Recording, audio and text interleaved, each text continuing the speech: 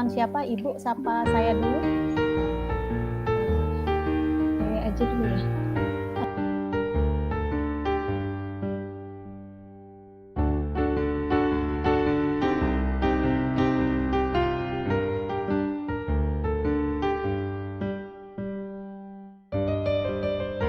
Sore Mbak Utami, apa kabarnya? Selamat sore Mbak Erma, Alhamdulillah sehat, Alhamdulillah bahagia, yang pastinya mudah-mudahan barokah ya hari ini. Yang dari hotel ya? Iya. Iya kemarin kan nelpon ya, katanya mau ngobrol-ngobrol sama kita hari ini. Mau ada yang mau direfleksikan gitu, mau cerita-cerita. Iya enggak nih? Iya nih Mbak Erma, jadi rencana aku mau ngobrolin tentang tanggung jawab yang diamanahkan sama aku sekarang ini. Terus kayaknya aku nih kepikiran gitu, kayak semrawut, jadi coba deh menghubungi Mbak Erma gitu. Oh gitu, jadi sampai kepikiran ke malam kayak gitu ya? Iya. Kayak lagunya yang rame itu dalam pikirannya gitu. Iya. Apa nih sebenarnya? Jadi penasaran saya, pengen ngerefleksikan apa nih Mbak Utami ini? Ya itu Mbak, jadi seperti yang saya sampaikan tadi berkaitan dengan tanggung jawab saya sebagai kurikulum. Jadi ceritanya gini, kemarin itu kan saya menggantikan posisi tim pengembang kurikulum, terus ikut dalam kegiatan workshop perencanaan sekolah berbasis data gitu kan. Nah, ya bicara tentang rapot pendidikan gitulah Mbak. Iya. Nah ini luar biasa banget sih menurut saya. Karena kita kan bisa tahu seperti apa sekolah kita, terus kemudian bisa refleksi, oh sekolah kita ini begini toh. Terus ini mau disampaikan ke teman-teman di sekolah gitu. Tapi gimana ya, akunya jadi takut gitu loh Mbak. Kalau cara penyampaiannya nanti tuh kayak menjudge gitu. Nah, kita kan udah bisa bicara tentang coach nih. Ya pengennya pas menyampaikan itu nggak terkesan seperti yang tadi saya sampaikan, menjudge gitu. Di satu sisi kalau kita lihat rapor pendidikan, untuk membenahinya kan kita harus melihat akar permasalahannya dulu gitu kan. Nah itu nanti jadi mengarah kepada kita juga sebagai guru. Kalau misalnya nih karakter siswa yang perlu dikembangkan kan dilihat akar masalahnya ternyata ada di pembelajaran di kelas gitu kan Mbak. Jadi gimana ya, aku jadi gimana gitu cara terbaik untuk menyampaikannya ke teman-teman itu loh, saya masih bingung. Nah menurut Mbak Emma gimana itu, apalagi kita kan diminta untuk merancang pembenahan gitu kan, yang itu nggak bisa sendiri loh Mbak Erma, harus berkolaborasi menurut saya, sama-sama gitu maksudnya, nggak bisa sendiri-sendiri. Jadi seperti ada diseminasi dari rapot pendidikan, begitu Mbak Erma. Iya. Mbak Utami, seru loh dengar ceritanya Mbak Utami ini. Berarti Mbak Utami jadi orang yang pertama di sekolah berarti kan ya untuk mendapatkan rapor pendidikan. Rapor pendidikan ini kalau nggak salah kebijakannya Pak Menteri untuk Merdeka Belajar yang ke-19. Bener sih kata Mbak Utami. Jadi apa ya? Memang banyak informasi betul yang ada di dalamnya seperti yang Mbak Utami sampaikan. Kalau boleh saya konfirmasi ini ke Mbak Utami, kalau dengar cerita dari Mbak Utami tadi tuh ya, Mbak Utami kayaknya agak susah, gimana ya? Ini kan hal penting ya, kalau menurut Mbak Utami ya harus disampaikan ke teman-teman. Cuman kalau dengan cara yang gimana, susahnya di Mbak Utami itu untuk menyampaikan sesuatu yang baru, luar biasa. Tapi kita takutnya teman-teman Mbak Utami justru jadi ngerasa bagaimana begitu kan ya? Iya, itulah Mbak. Gitu kan? Iya, makanya itulah yang jadi permasalahan saya selama ini Mbak Erma. Jadi gimana Mbak Erma cara terbaiknya?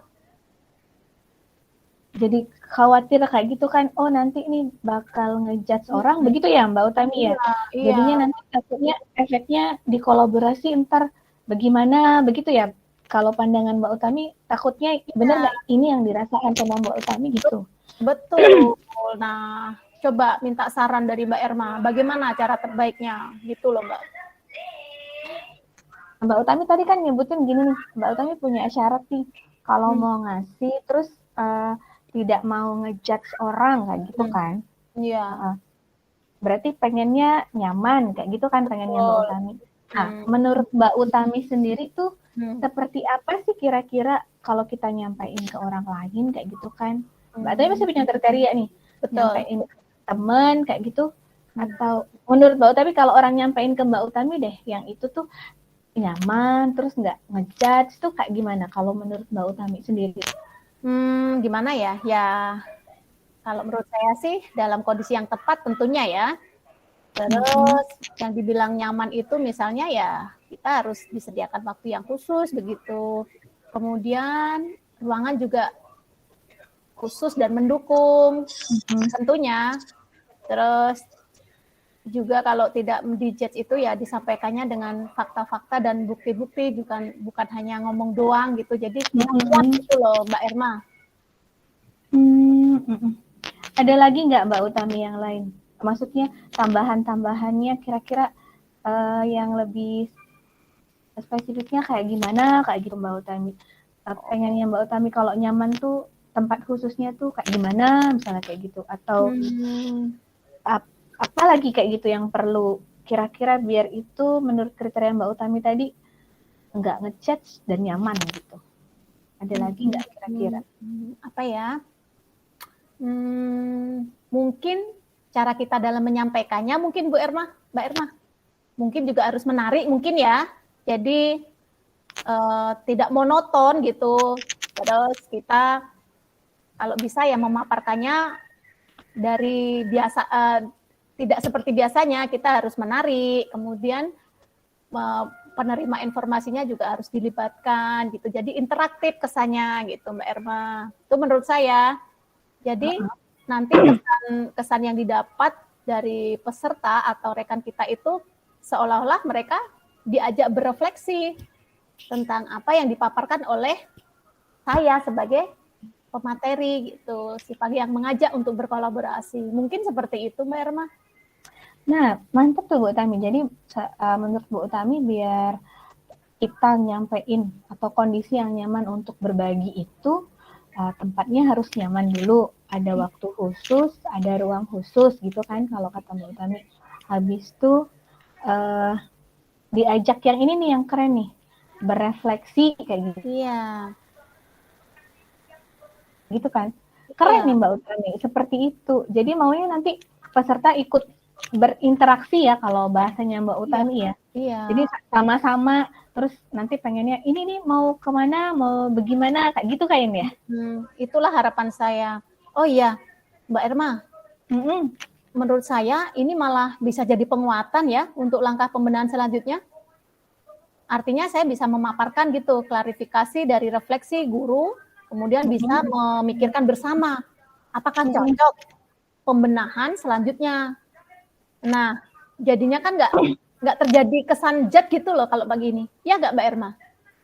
Iya tuh. Nah, mantap tuh Mbak Utami. Jadi nanti kalau menurut Mbak Utami kira-kira skenario penyampaiannya itu akan terlihat seperti apa nih nanti yang bakal Mbak Utami lakukan kalau selanjutnya? Wah, ini nanti kayaknya bakal seru nih. Hal-hal begini tuh Mbak Erma menurut saya. Jadinya diseminasi yang dilakukan ini tidak merasa dijudge bahwasanya pernah mengikuti kegiatan seperti ini ketika dikasih paparan apa yang disampaikan oleh saya tadi, tuh kan? Nah, jadi kita banyak banget salah, tapi kalau seperti ini seolah-olah kita tidak banyak salah dan kita bisa berproses bersama. Kemudian Mbak Erma, menurut saya kayaknya bisa bikin komunitas belajar malah nanti jadinya. Ya kan? Iya. Nah, nanti akan lebih banyak hal lagi yang bisa dikondisikan dengan adanya forum komunitas belajar tadi yang ada di sekolah kita. Ya nggak menurut Mbak Erma? Iya betul tuh, berarti nyambung banget kan dari tujuan yang pertama tadi ya, dari rapat pendidikannya, habis itu Mbak Utami pengen ada kolaborasi di dalamnya, kayak gitu, jadi ngelakuinnya sama-sama. Nah, dari Mbak Utami yang ini nih bakal bikin komunitas belajar kayak gitu. Iya, itu pandangan saya. Itu terus nanti kapan? Apa ya?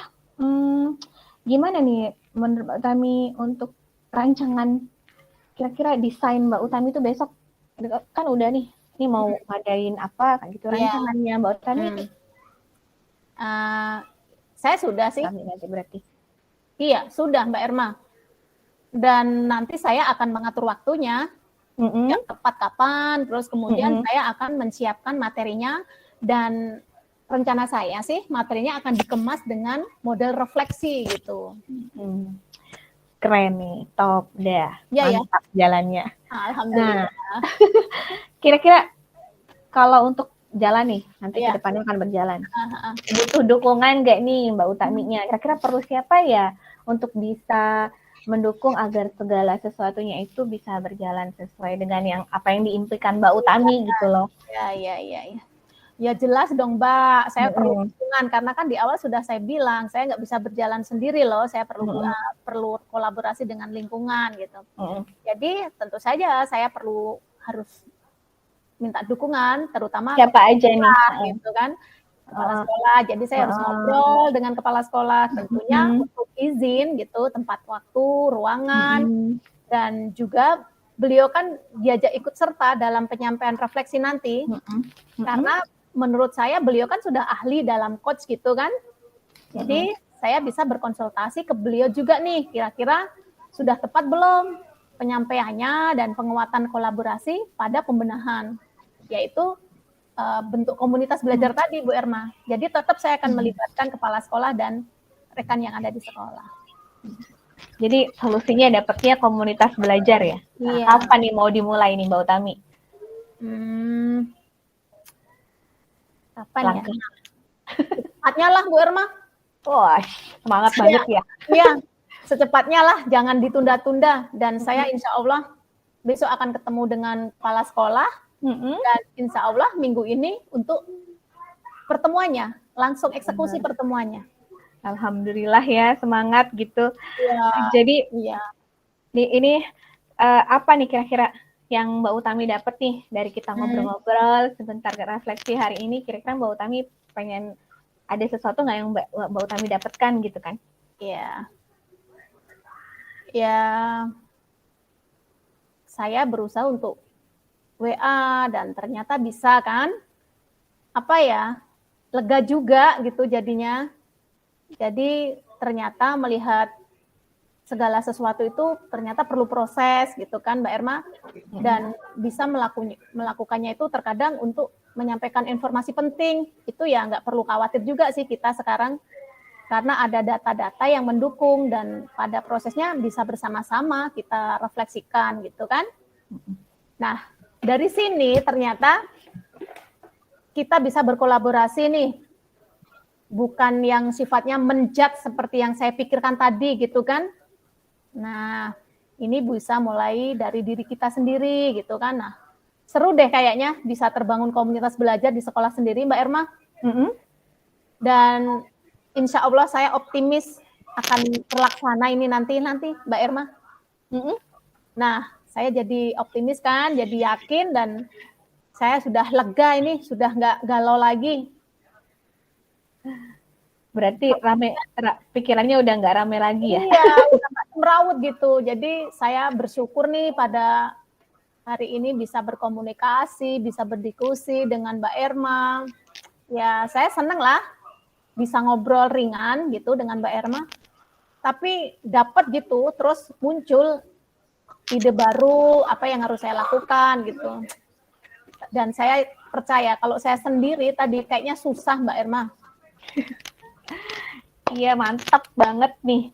Jadinya sebenarnya saya juga dapat ide loh dari Mbak Utami, gimana menyelesaikan permasalahan kayak gitu. Dengan sharing-sharing kayak gini, kita refleksi sama-sama, saya dapat sesuatu yang luar biasa. Dan kayak membentukin komunitas belajar itu loh yang bikin saya tertarik betul. Dan saya pengen dengar kabar lagi dari Mbak Utami, gimana jalannya komunitas belajar, seperti apa progres selanjutnya, terus apa aja nanti yang dilakukan sama komunitas belajarnya berkaitan dengan rapat pendidikan yang Mbak Utami sampaikan tadi gitu kan ya.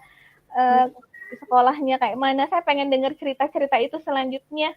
Jadi nggak sabar dengernya Mbak Utami. Kapan lagi kita ketemu? Mbak Utami telepon-telepon ya. Benar. Ya. Alhamdulillah. Ya. Luar biasa. Pokoknya kita saling mengisi lah Mbak Erma ya. Ya. Luar biasa dukungannya. Saya ucapkan terima kasih. Nanti saya kabari deh secepatnya kalau sudah terbentuk dan akan terlaksana ya Mbak Erma ya. Oke, saya tunggu ya Mbak Utami ya. Semoga selalu sehat, bahagia, dan barokah. Gitu ya.